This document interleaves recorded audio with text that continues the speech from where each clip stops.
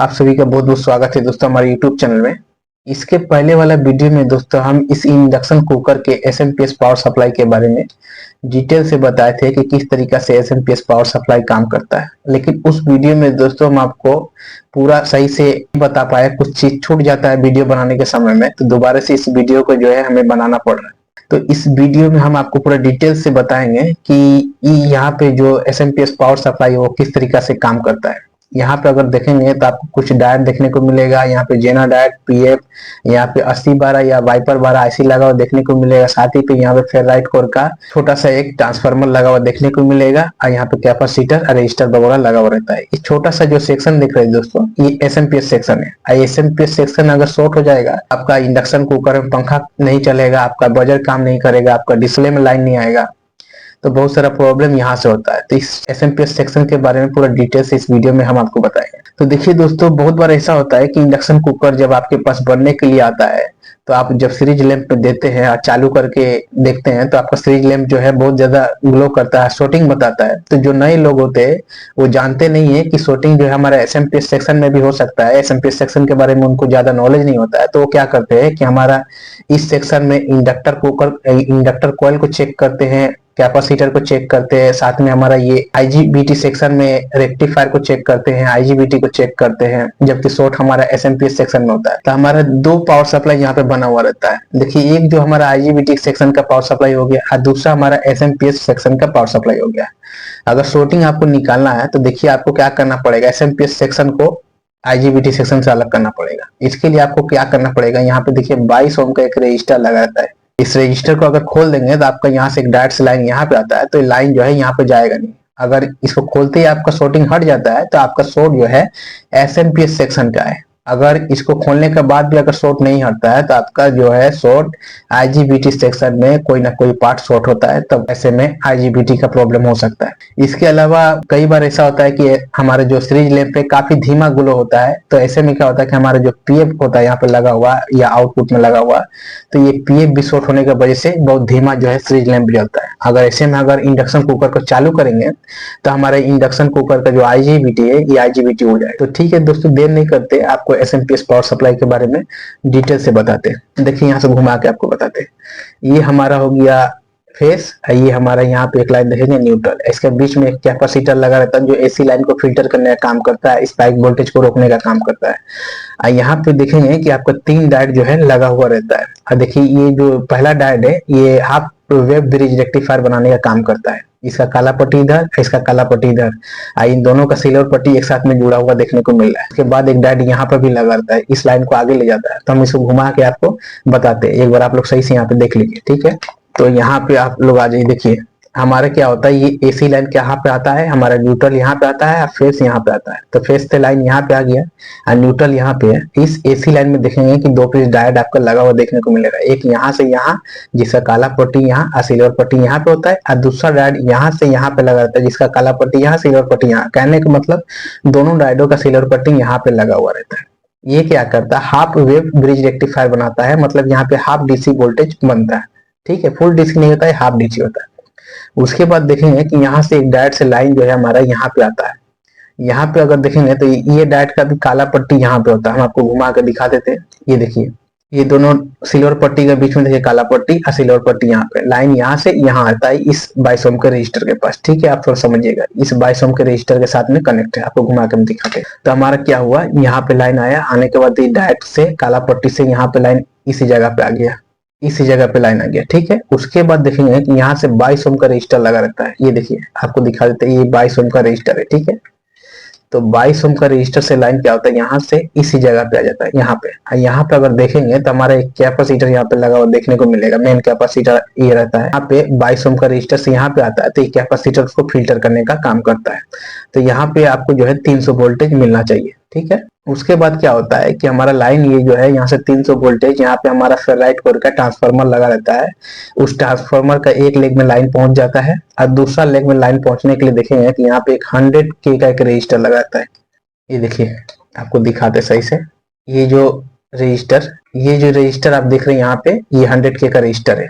तो क्या होता है कि हमारा लाइन ये 100K का रजिस्टर से यहाँ पे आ जाता है, यहाँ पे, ठीक है। यहाँ पे आने के बाद ये लाइन देखेंगे कि यहाँ पे आ गया, इसी जगह पे देखेंगे यहाँ से एक डायोड लगा रहता है, डायोड का यहाँ से लाइन जो है यहाँ पे आ जाता है, इसी जगह पे आया तो क्या हुआ कि हमारा एक लाइन ऑलरेडी इस ट्रांसफार्मर का एक लेग में लग गया और दूसरा लाइन हमारा यहाँ से यहाँ पे लग गया। तो ये जो काला यहाँ पे जो आप डायोड देख रहे हैं, यहाँ पे जो डायोड देख रहे हैं, इस डायोड से लाइन जो है होते हुए हमारा ये जो यहाँ पे वाइपर 12 आईसी है यहाँ पे पहुंचता है।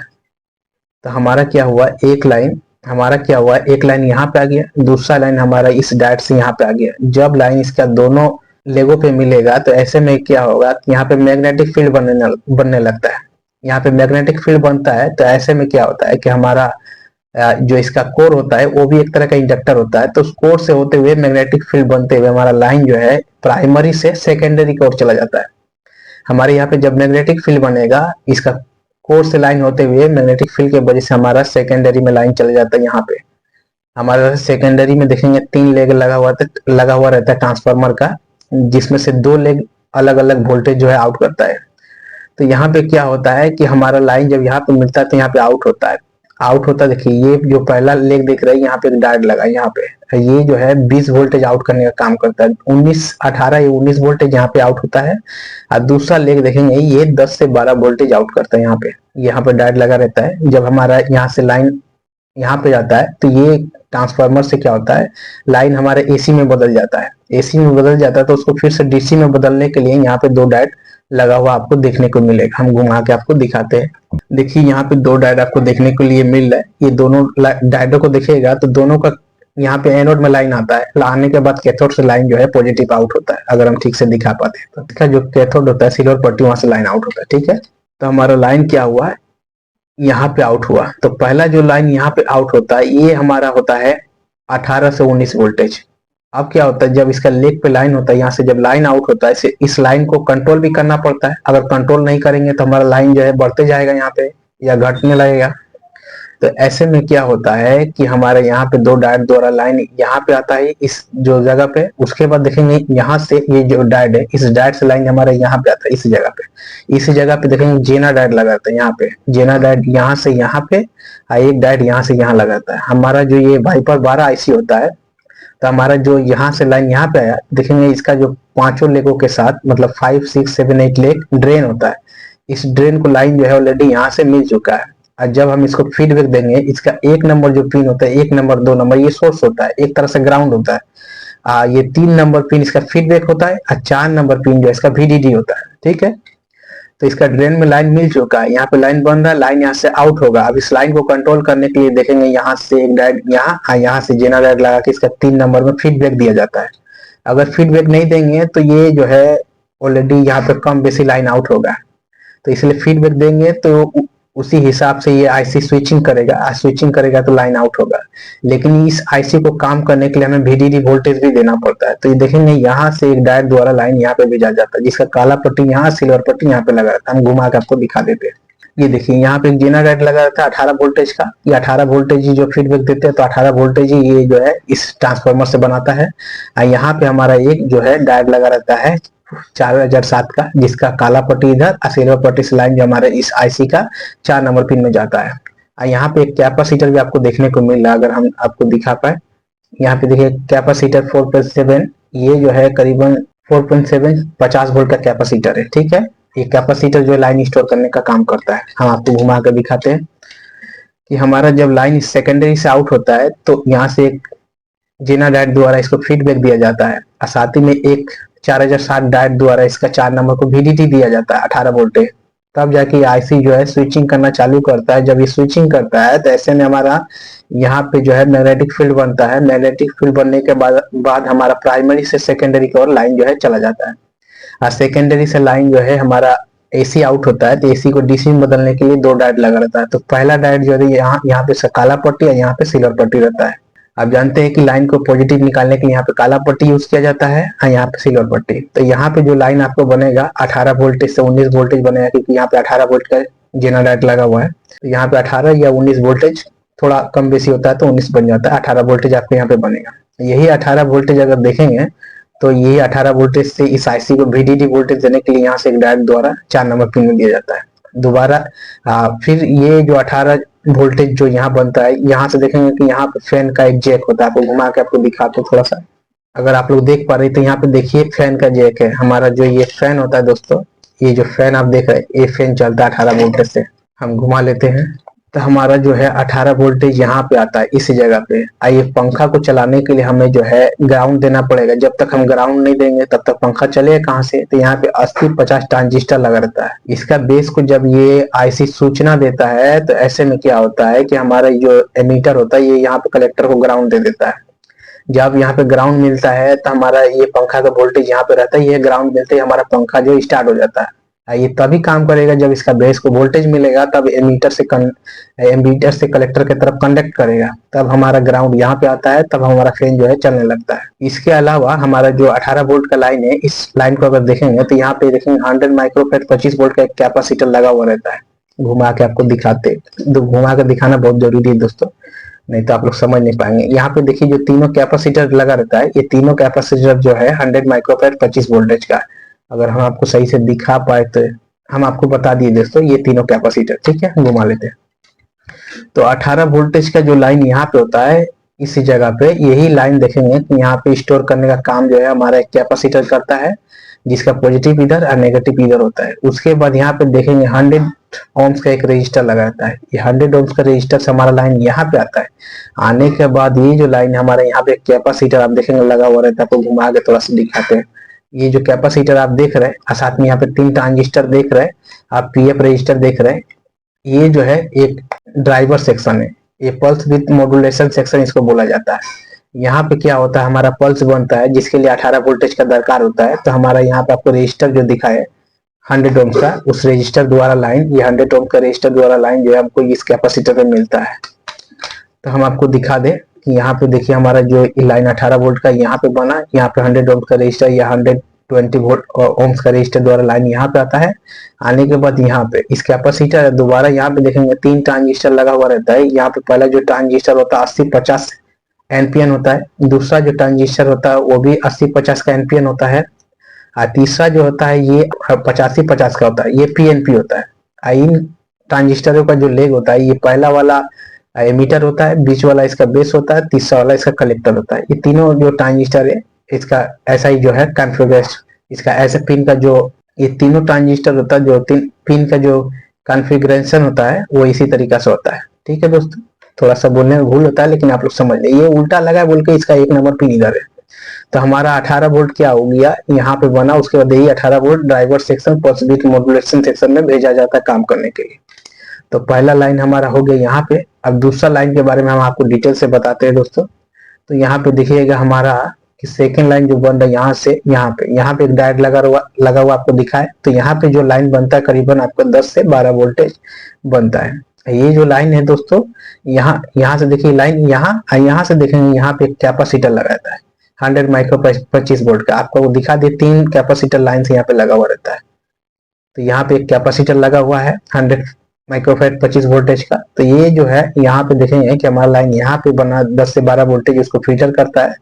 करने के बाद ये लाइन देखेंगे कि यहाँ पे आ जाता है। यहाँ पे क्या है, आपका एक रेगुलेटर वोल्टेज रेगुलेटर आईसी लगा होता है, जिसका 3 नंबर पिन ये है, 2 नंबर ये है, 1 नंबर ये है। जब 3 नंबर पिन को हम वोल्टेज देते हैं 10 से 12, तो ये वोल्टेज को रेगुलेट करके 1 नंबर से आउट करने का काम करता है। इसका 2 नंबर ग्राउंड होता है। जब इसका 3 नंबर में वोल्टेज दिए, 2 नंबर को ग्राउंड किए, तो हमारा ये voltage regulator IC 5 volt out करके देगा यहाँ पे। ये वोल्टेज को अगर देखेंगे तो ये वोल्टेज जो है हमारा डिस्प्ले में जाता है। हमारा जो ये डिस्प्ले देख रहे हैं, इस डिस्प्ले का लाइट को जलाने के लिए हमारा 5 वोल्ट जो है हमारा इस बोर्ड से जाता है, तो आपको दिखा दी यहाँ से आउट होगा, यहाँ से यहाँ। ये रेगुलेटर आईसी को जरा दिखा दे। ये देखिए यहाँ पे देखिए ये रेगुलेटर आईसी यहाँ पे लगा है 780L5 ऐसा लिखा हुआ आपको देखने को मिलेगा। ये ट्रांजिस्टर 80-50। तो यहाँ से लाइन आउट होकर हमारा डिस्प्ले में जाता है। साथ ही में यही 5 वोल्ट का लाइन देखेंगे तो यहाँ पे देखेंगे कैपेसिटर रहता है, उसको स्टोर करने का काम करता है। यही 5 वोल्ट का लाइन हमारा इस बजर में भी जाता है। आपको पहले ही बताया ये जो बजर है ये बजर में भी जाता है। ये प्लस लिखा हुआ दिखा रहा है, 5 वोल्ट इसमें जाता है। उसके बाद इस बजर को सिग्नल जब मिलता है तब ये बजर जो है काम करता है। जब लाइन हम चालू करते हैं तब देखेंगे क्या करके आवाज करेगा, तो ये बजर जो काम करता है। यही 5 वोल्ट का लाइन देखेंगे यहाँ से होते हुए इस लाइन को पकड़ेंगे तो हमारा जो ये प्रोग्रामिंग आईसी है और डिस्प्ले आईसी है, उन दोनों आईसीयू में हमारा 5 वोल्ट जाता है। क्योंकि जब तक हम VDD वोल्टेज नहीं देंगे प्रोग्रामिंग आईसी को, डिस्प्ले आईसी को, तो काम कैसे करेगा। इसके अलावा अगर देखेंगे कि हमारे यहाँ पे एक सेंसर होता है, इस सेंसर को भी 5 वोल्ट देने का काम किया जाता है। तो यहाँ पर भी आपको जो है 5 वोल्ट तो नहीं 4 वोल्ट मिलेगा, क्योंकि ये सेंसर एक वोल्टेज कम कर देता है। तो इस तरीका से हमारा SMPS सेक्शन जो है काम करता है दोस्तों। अगर आपका बोर्ड में कहीं भी शॉर्टिंग हो जाए तो आपको क्या करना है, सबसे पहले बता दें कि शॉर्टिंग अगर होता है तो आपको यहाँ से ये जो 22 ओम का रजिस्टर इसको खोल दीजिए, आपको पता चल जाएगा कि SMPS का शॉर्टिंग है कि आपका जो है IGBT सेक्शन का शॉर्टिंग है। अगर आपका 18 वोल्टेज अगर आपका पंखा नहीं चल रहा है, या आपका डिस्प्ले लाइट नहीं जल रहा है, या फिर आपका बजर साउंड नहीं हो रहा, तो ऐसे में आपको वोल्टेज चेक करना पड़ेगा। आपको यहाँ पे जो कैपेसिटर दिखाई, यहाँ पे देखिए ग्राउंड है, यहाँ पे आपका जो है पॉजिटिव है, ठीक है। तो यहाँ पे अगर चेक करेंगे तो आपको 300 वोल्टेज मिलना चाहिए, 300 या 290 या 315 20 वोल्टेज यहाँ पे बनता है। उसके बाद ये वोल्टेज अगर यहाँ पे सही बन रहा है तो आपको यहाँ पे चेक करना पड़ेगा। ये आईसी का आप 5 6 7 8 नंबर में आपको करीबन 300 वोल्टेज मिलना चाहिए, 310 15 या 290 ऐसा वोल्टेज आपको यहाँ पे मिलना चाहिए। अगर यहाँ वोल्टेज मिल रहा है, यहाँ पे वोल्टेज मिल रहा है, तो आपको यहाँ पे इस जो SMPS है, SMPS का सेकेंडरी में आपको जो है ये जो डायोड लगा है, यहाँ पे देखिए 18 वोल्ट डीसी मिलना चाहिए, यहाँ पे चाहिए आपका पंखा में 18 वोल्टेज मिलना चाहिए। आपका जेना डायोड लगा था, जेना डायोड के पास 18 वोल्ट मिलना चाहिए। उसके बाद आपका जो यहाँ पे 100 ओम का रजिस्टर लगा हुआ है, ये रजिस्टर में आपको 18 वोल्टेज मिलना चाहिए। उसके बाद हमारा इस पल्स विथ मॉड्यूलेशन सेक्शन में 18 वोल्टेज मिलना चाहिए। तो आपको ये सब चेक करेंगे तो आपका कहीं भी फॉल्ट होगा तो दोस्तों आराम से आप रिपेयरिंग कर सकते हैं। ये वीडियो बहुत ज्यादा बड़ा हो गया दोस्तों, बहुत बहुत धन्यवाद दोस्तों हमारा वीडियो देखने के लिए। अगर पसंद आए तो दोस्तों लाइक सब्सक्राइब जरूर कर दें। बहुत मुश्किल होता है एक वीडियो को बनाने में, सारा दिन लग जाता है। बहुत बहुत धन्यवाद दोस्तों वीडियो देखने के लिए।